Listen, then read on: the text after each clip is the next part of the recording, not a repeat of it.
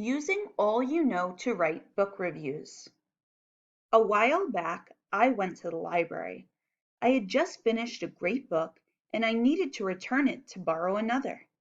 But as I was browsing the shelves, poring over title after title, I began to feel a little bit lost. How would I ever find the right book to read? There were thousands to choose from. But do you know what happens next?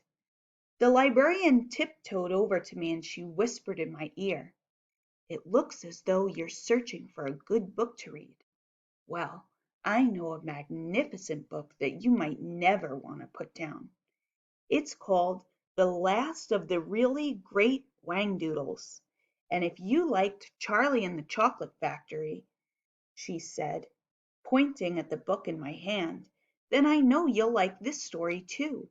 It's filled with adventure and magic, and it teaches an important lesson as well." The librarian had helped me decide on a book to read. She gave me a recommendation, telling me about a book she really liked.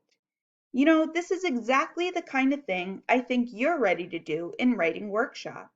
You've been hard at work writing reviews of movies and games and restaurants, even vacation places.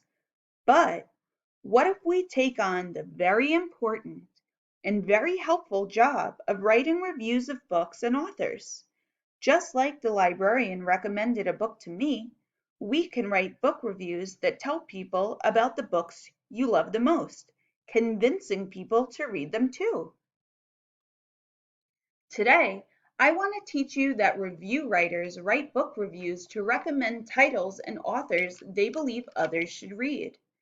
You can use all you already know about writing reviews to convince people to agree with your opinion and to read a good book.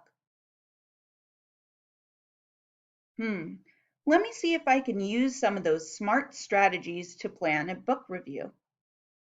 How to convince your reader.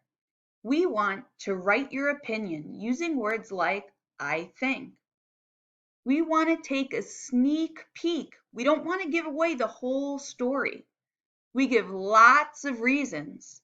One reason is, also, another reason is. We want to include important information like what happened, where, when. We want to add details. For example, "I think that because." We could tell a little story. Use sparkly words. Compare. Talk back. Some people say, "But I still think," "I disagree because." That's including your counter argument. Helpful tips. You should make sure to quote experts. A recommendation. Who is it for? Who is your audience? Be friendly. Hi, please, thank you. And be sure to give a rating. 5 stars, 2 thumbs up. Now, this is one of our favorite picture books. I Am Invited to a Party. I want to say something about this book to convince others to agree with me. What reasons and details could I include? Oh, I know.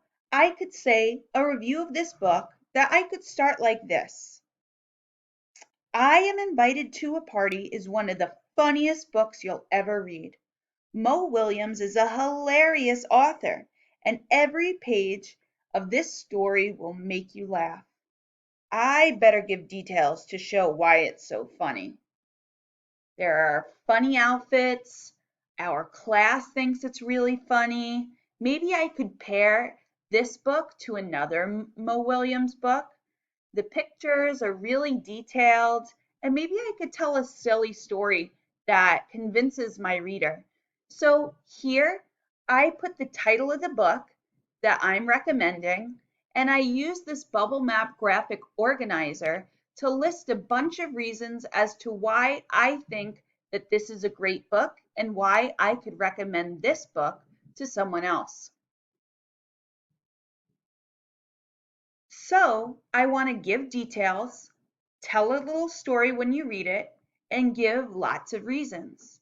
So Elephant and Piggy dress up in the wackiest outfits. Also, Elephant keeps changing his mind about what they should wear to the party. One time, our class read this story together and we laughed so hard that our bellies hurt.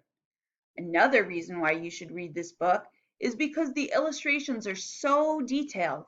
Mo Williams is a great artist. His pictures show exactly how the characters are feeling in each scene. I recommend this book to readers who like silly stories.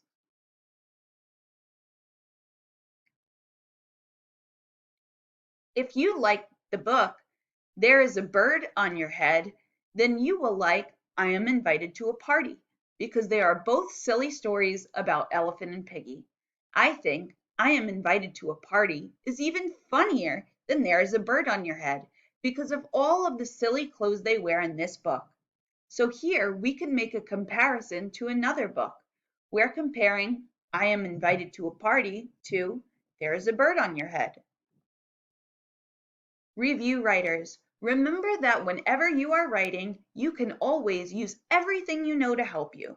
When you write book reviews, you can include reasons and details, important information, comparisons, and maybe even a little story, just as you've been doing in your review of restaurants, movies, video games, and toys. All right, here's what you're doing today. I want you to choose a book that you want to review. You can create a bubble graphic organizer like we did over here to help you get your ideas down. You can create this bubble map graphic organizer in a notebook or on a piece of paper. Remember to use the charts that we spoke about to really help your reviews be convincing. We want to write your review in your notebook or use a different paper attached.